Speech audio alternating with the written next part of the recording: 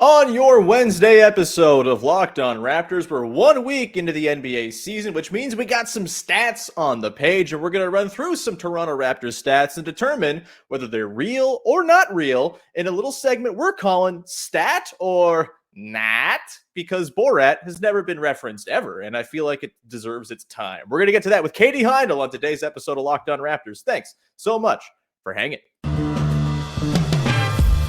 You are Locked On Raptors, your daily Toronto Raptors podcast, part of the Locked On Podcast Network, your team every day.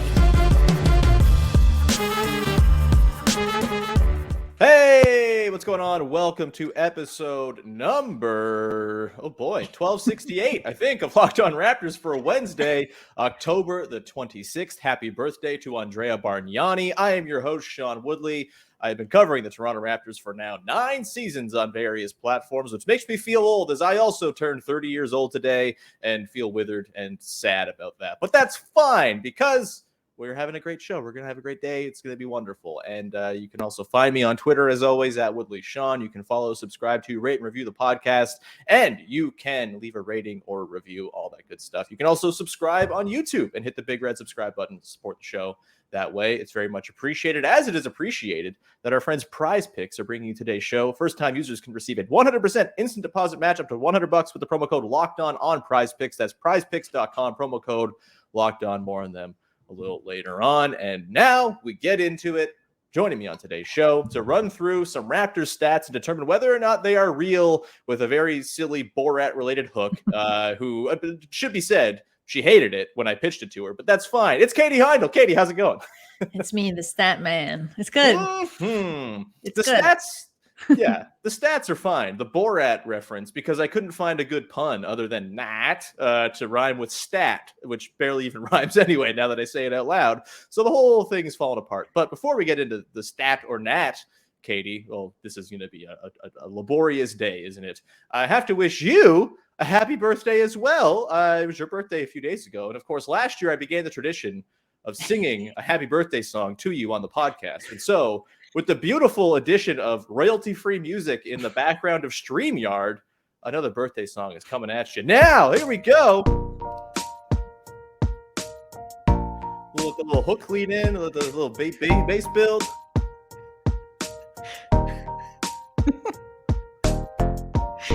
Katie's birthday was a few days ago, but we missed it, so we celebrate today. It's also my birthday, and Hillary Clinton's and Andrea Bargnani's, but hey, we like Katie the most. Yay! It's Katie's birthday.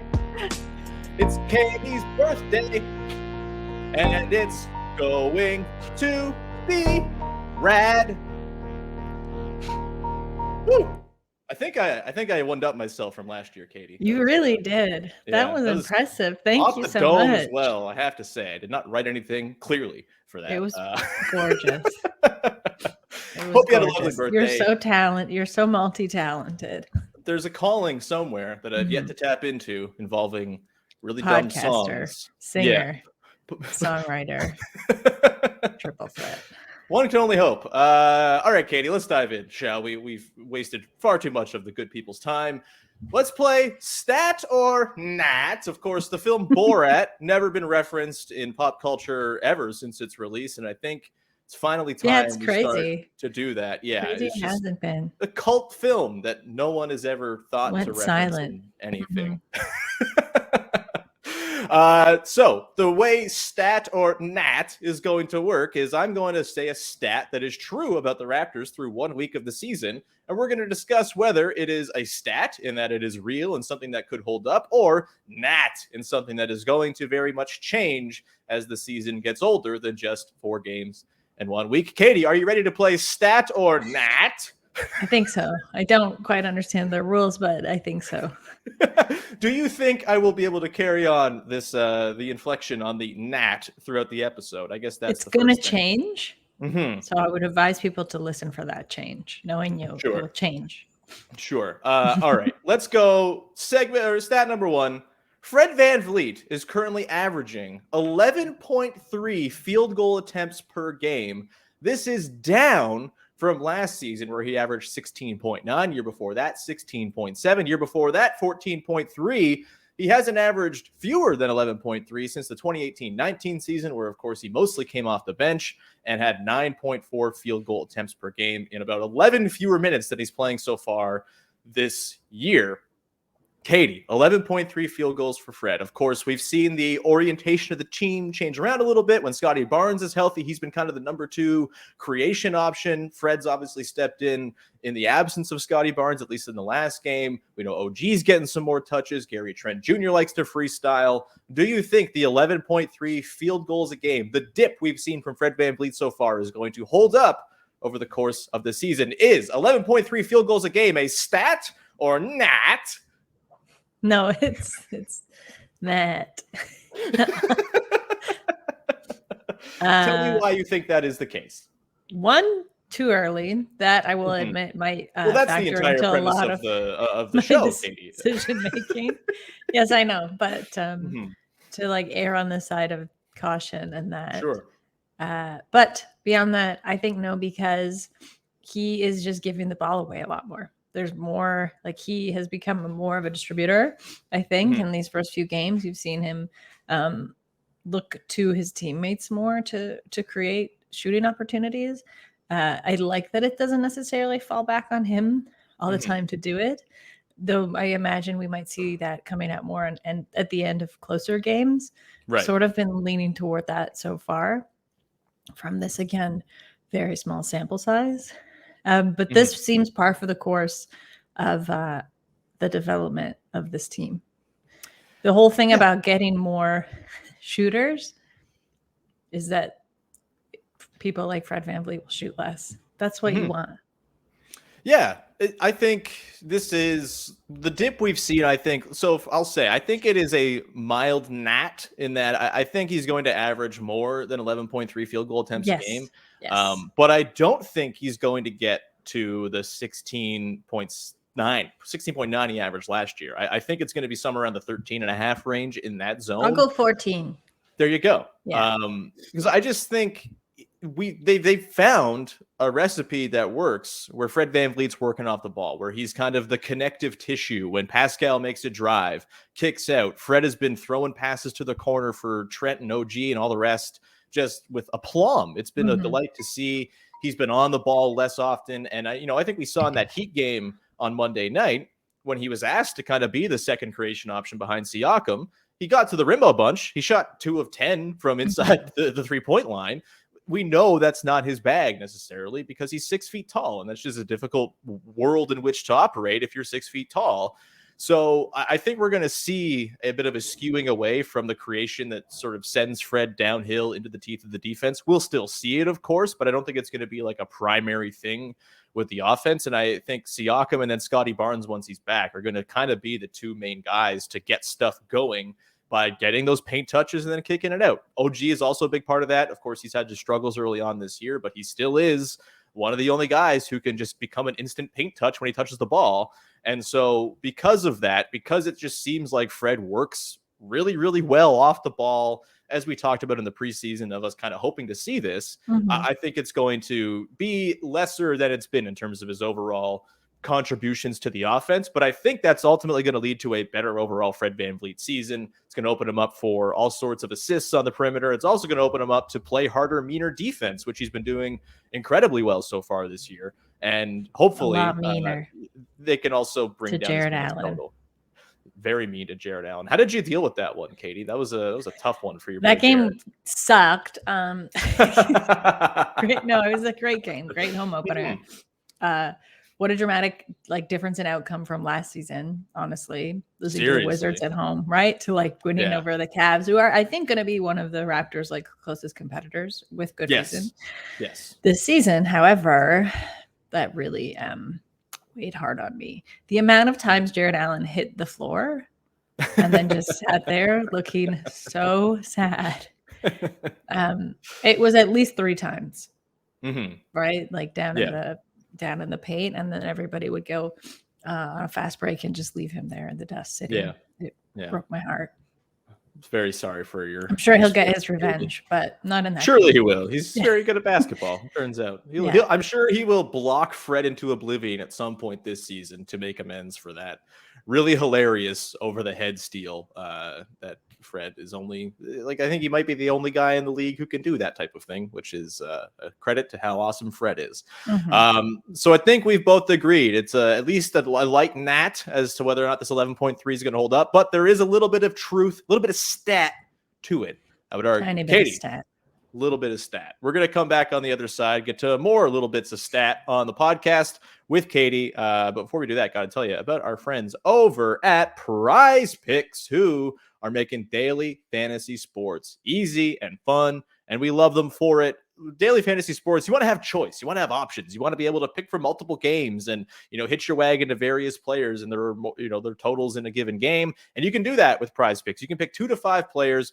And if they score more or less than the projections based on what you've guessed them to do, then you can win up to 10 times your money on any entry that you put in. You can also cross sport. They have every sport under the sun: NBA, NFL, MLB, NHL, PGA, college football, men's college basketball, women's college basketball, soccer, WNBA, esports, NASCAR, tennis, MMA, boxing, disc golf, Euro basketball, cricket, and more. Yes, I just read it verbatim off the list. That's a lot of sports. I didn't even know there were that many sports out there, but they're there on Prize Picks and can make it so you can put your entries in all across the sports kingdom. Download the Prize Picks app today or go to prizepicks.com to sign up and play daily fantasy sports. First-time users receive a 100% instant deposit match up to $100, that is, with the promo code Locked On, meaning if you put in $100, they give you $100 on top of that as well, which is a great deal. Go to prizepicks.com, enter the promo code Locked On at sign up for instant deposit match up to $100, and they are available now in 30 states and Canada. And we continue on here with your first listening of the day with Katie Heindl of Dime. We're going to continue on Stat or Nat with the next one here, Katie. Stat or Nat, the Toronto Raptors starting lineup so far through 41 minutes played in just 3 games. Of course, they did not play together in the game Scottie Barnes missed. Has a 113 offensive rating, a 110 defensive rating, and a plus 3.8 net rating, again, in 41 minutes. You think back to last year, pretty low offensive rating, pretty good defensive rating, pretty much even overall. So a bit of a change in the dynamics of this lineup. We've seen them crush teams late in games. We've seen, of course, what they did in the Cavs game where they were just lights out down the stretch of that one. And so, again, noise is all over the place in these numbers. But, Katie, I have to ask you, is this lineup data for the Raptors starting 5 of Fred VanVleet, Trent Jr., OG Anunoby, Pascal, Siakam, and Scottie Barnes a stat or not? I'm just getting more nasally whenever I do it. So you were right. It's going to evolve over time. Changing. It's a living thing. Yes. This is kind of tough because I want to go back to something I said, I think last week on the show where I did quibble with the defensive prospects of this team. I think this is the first time, not the first time, but they're out of the top 10 in defensive rating for the league. It's not surprising, just given the adjustments that the lineups have had thus far. And I don't think Nick Nurse has settled into any thus far, which is fine. It's only been a week, which is why I will say it's not a stat, because this is going to change again. And it probably is going to infuriatingly change often. I kind of see it going that way this season. Yeah, I mean, lineup data is very much subject to vast oscillations with one bad 5-minute stretch. However, Katie, I just laid out 3 different stats, offensive rating, defensive rating, net rating. I think you can pick and choose here as to maybe a couple are stat and maybe one is nat. I think for me, the 113.8 offensive rating, I think that's going to hold up. That's very good. I think that lineup is going to figure itself out offensively and be fantastic. And I think we've seen the way it works is when you go into the fourth quarter, this lineup is a monster because they just let it play with flow. They give it to Pascal, their best player, and he makes things happen, and then everybody eats as a result of it. And it's a pretty darn good formula for success. I dug into the formula yesterday on the podcast. I didn't do any math or anything like that, but I talked about just exactly that. The way this lineup works, once they kind of do away with the take tourney isolation trade-off that they do early in games, they become very difficult to guard. They're much easier to guard when they isolate a lot. And I'm hoping that they come to God at some point and realize maybe we should stop doing this take turn isolation thing, because it doesn't work as well as when we just play through the flow of the offense. The defense, I think, is where it's a gnat, because they're at 110 defensive rating. I think that lineup has a lot of defensive juice. Obviously not a ton of rim protection, but we have seen some pretty good rim protection so far from Scottie Barnes. We know Pascal is a great help side guy, covers up all sorts of messes. What do you think of the potential of the defense of this lineup really kind of ratcheting up here? You know, we've seen it in fourth quarters again. First quarters, maybe not so much. I'm choosing to be the optimist and say the fourth quarter stuff with this lineup is going to be ultimately what kind of comes through and makes it so this lineup is a bear to deal with. Yeah, I'm not trying to be a pessimist. I still am a little bit dubious on that front, but not in that anyone is necessarily doing anything wrong. It's again just what I said last week, is that I'm not entirely convinced yet, because I think, well, you're exactly right about the fourth quarter, like pulling stuff out in the fourth quarter. I also wonder how sustainable that is, because that kind of requires everybody to get their defensive jets really revved up and to have like enough juice left at that point, right, to do these kind of pesky Fred VanVleet like pokeaways, and just like you don't have the size, so you've got to make up for it almost in tenacity and in other ways on the floor. And I'm not going to put it past the Raptors to be annoying. It's kind of their calling card. Hell yeah, it is. But to me, I think my quibble is with consistency. Yeah, that's I think an entirely fair quibble. It's been a thing. It's the reason why this lineup keeps on. Quibble, but yeah, there it is. Cool. Hey, it's cool. You know what? It's cool. It's a good word. It's a good word. We like it.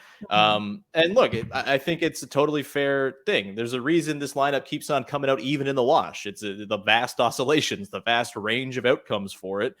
They land somewhere in the middle. I still think there will be sort of a new gear that it can kind of hit this year. I don't think it's going to be like the Warriors death lineup or anything like that, but I think it could be something closer to that than it has been so far. And, and I that's think what I want. That's what I want. For sure. And I think the Scottie Barnes defense thing is a big part of this. And I think the early returns, I've liked what I've seen from him, just like playing big, doing verticality, kind of learning how to play center on the fly, which he's pretty amazing. He's a point guard who can also play center and the wing. Players of the future, as per Masai Ujiri. I think that checks out big time. I am cautiously optimistic that things are going to turn around for this lineup. Are you? So before the season, there was the conversation of, do you start Precious Achiuwa in place of Gary Trent Jr.? Have you had an opinion on that concept, and how has that evolved for you over the course of 1 week? I'll share my thoughts on it in a sec, but I want to hear from you first.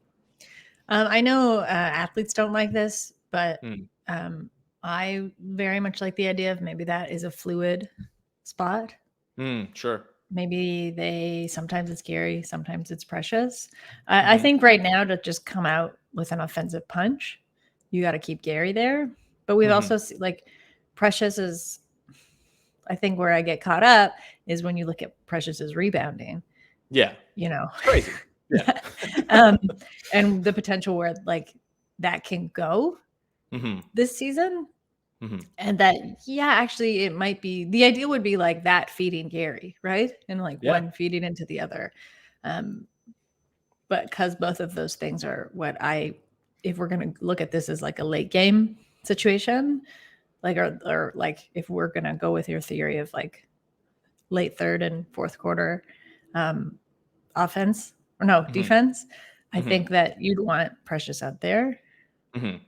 So maybe that's where I'm fine with keeping the lineup as is, having Gary start. But then also by the end of the game, these things they're so jumbly already, because that's what Nick Nurse does.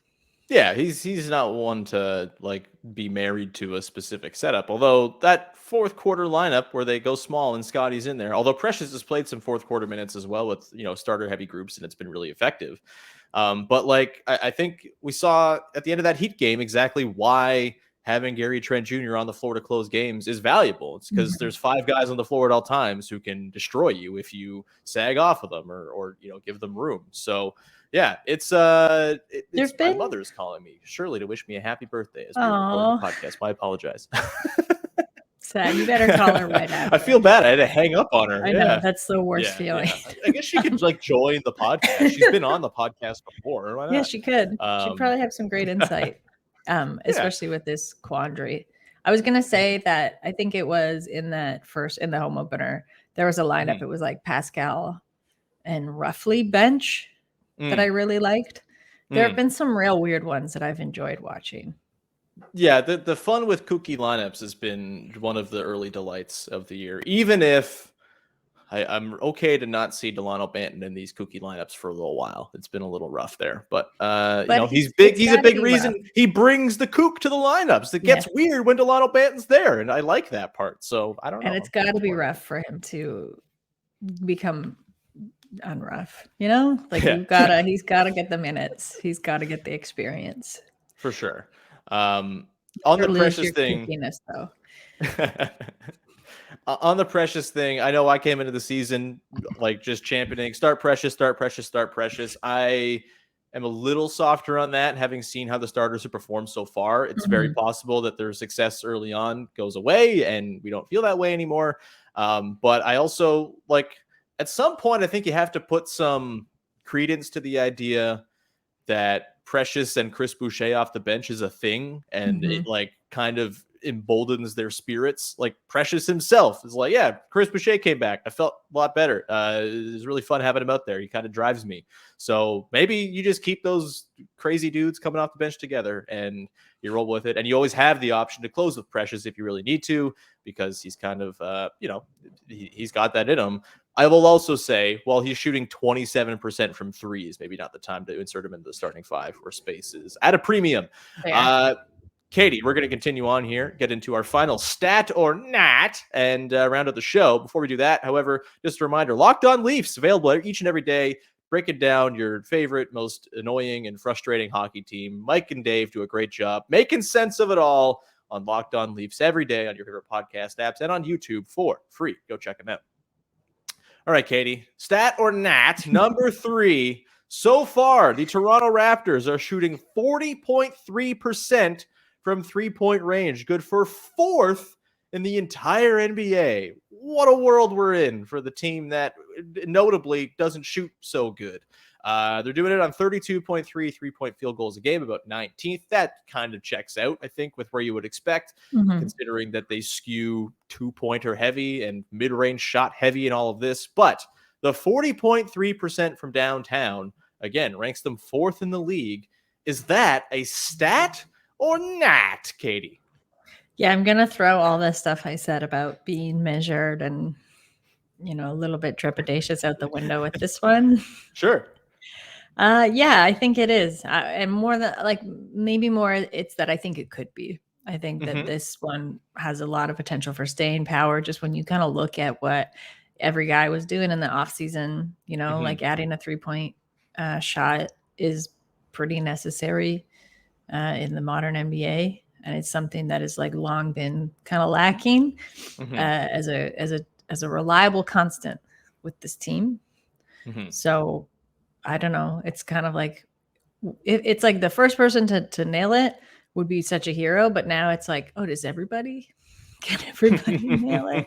I know that's not possible, but I like what I'm seeing so far. I think it doesn't seem very fluky to me. Yeah. These are just in these initial matchups. There'll be teams where this is not to play against where this is not possible. But yeah, I'm going to call this a stat. I think I am kind of with you, Katie. I know it sounds weird to say the Toronto Raptors might be good at shooting threes, but hear me out. So far this year, they have, a couple guys shooting above their heads, sure, on very small samples, which is kind of the whole point of this show and this episode and this whole concept. Chris Boucher is shooting 100% on 2 attempts. That helps. Malachi Flynn shooting 60% on 2.5 attempts over 2 games. That helps. But like Fred VanVleet's at 50%. He's obviously not going to shoot 50%, but he's a 40-ish% shooter for sure. And if he's going to get more off-ball looks, then I think he's going to be a better three-point shooter than he was last year, for example. Gary Trent Jr. is at 38.5% on nearly 10 attempts a game. That feels like just about the sweet spot. OG's at 44%, which is a little high, but also he's getting good looks. And then you have Siakam, who is at 29.4%. I think he's going to grade out higher than that. He's shooting them with aplomb. He is, have I said aplomb twice on today's show? Wow, unreal. He's, and I think when he does get his threes, they're, pretty good open looks. It's swinging to him from Fred and those two-man actions, stuff like that. I think he's going to shoot better than 29%. Precious Achiuwa is at 27%. Obviously, we don't know how real the 40% after the All-Star break was last year, but I don't think he's a 27% shooter. So that's probably going to tick up. You got Thaddeus Young shooting 25%. Yeah, maybe that's what Thaddeus Young is. And also, we have yet to see Otto Porter Jr., and we have yet to see Juancho Hernan-Gomez take a single three. And those guys are good shooters. So I think this could be sort of a quality over quantity type of thing. I don't know if they're going to take a bazillion threes a game like the peak Rockets, but I do think because of the pressure Pascal Siakam puts on defenses, because of the number of options they have around him, and because of some internal growth that I'm kind of baking in for a guy like Scottie, who's shooting 50%, which is high on just an attempt or so a game, that'll probably come back down a little bit, but I think there's some growth there. I think this can be around a 38, 39, 40% three-point shooting team, near the top of the league in average and near the bottom or middle in terms of overall attempts, just because that's just not really how their bread is going to be buttered. But the looks they get are going to be good because Pascal Siakam draws 9 defenders whenever he touches the paint, which is great. What say you to that idea, Katie, that the sort of the quality over the quantity thing might be the formula here for the Raptors to actually have a pretty good three-point shooting season? Well, because like the 100% kind of data that you pulled, that's obviously counting very heavily towards us, but we know those will drop off. Yeah. But those dropping off, it is just it's 2 out of like hundreds of attempts they've already put up, right? So it's not like it's crazy or like 100. Yeah, but if those do drop off, that doesn't really sway me. Yeah. From believing that there's some staying power to this. Do I think that they'll stay fourth? No. But I think top 10, top 8 feels fairly reasonable, given what else is going on in the season. Actually, no, not 8. I'll go 5. Beautiful. We love it. Yeah. But no, it seems pretty realistic. And yeah, when you make the point that Otto Porter Jr. and Juancho Hernan-Gomez haven't even taken a 3 yet. Juancho, we'll see. Otto, he might just never play, but yeah. We know Otto's going to shoot when he comes in, and he's going to be pretty good at it because he's been good at it his entire career. Exactly. And it's just like with the Raptors, they don't have a ton of like average 3-point shooters. They just have like a stratification of extremely excellent ones and then pretty good ones who will take them once in a while to keep you honest. But the really excellent ones are really good at it. And you add a couple of good shooters in maybe Malachi Flynn in a bench role and potentially Otto Porter Jr., then I think, that this could be kind of an ecosystem where 3-point shooting can thrive, even if it's not going to be a 50 attempt a night type of thing. So hard stat and making me so I don't have to say Nahht again, even though I just did it. Unforced error there. That's going to be the end of stat or Nahht for today, Katie. Before we go, though, speaking of 3-point shooting, I have to ask you, big news last night at the NBA. Your dearest friend, Klay Thompson, ejected for the first time in his career. He was John with Devin Booker. This was a very fun game until the Suns pulled away after the ejection. What say you? What are your thoughts on your boy Klay getting ejected? It seems like Devin Booker must have said something really, really mean or something to get him to the point where he got himself ejected. Yeah, because I've seen Klay seem pretty chill going into the season. He's been donning his wetsuit a lot and swimming around in the bay. I feel like he usually does that when he's feeling good. And I have to say I'm kind of surprised because Devin Booker, just the other day I was thinking, I was like, you know what? Devin Booker doesn't really seem that bad. Doesn't seem as bratty as maybe he once did. He's I think he's got a handle on things. He seems kind of chill. So I don't know what could have happened, but it does seem a little bit out of character. But also, like, I don't know. There's obviously been some tensions in the Warriors locker room, team structure that might be trickling down a little bit. We don't know what's going on behind the scenes. Do we think Devin Booker is a stand-in for Draymond Green catching the No. ire of Klay Thompson? No. No. He knows he can't yell at Draymond Green because Draymond Green will Jordan Poole his ass. So he's just got to yell at someone else. What I really think is just like, Klay's a big competitor. I don't think it really matters what time of the season it's in. Sure. And I don't mean that as like he's a competitor and that therefore he has like a green light to like say or do awful things to people. Sure. I mean that he seems like the kind of person who is the hardest on himself. Yeah, that's fair. Yeah. Anyway, I needed to ask you about that as a little ode to basketball, our now defunct podcast about the whole NBA. I don't get to talk to you about Klay Thompson as much anymore, so it felt nice to scratch that itch, Katie. It's long overdue.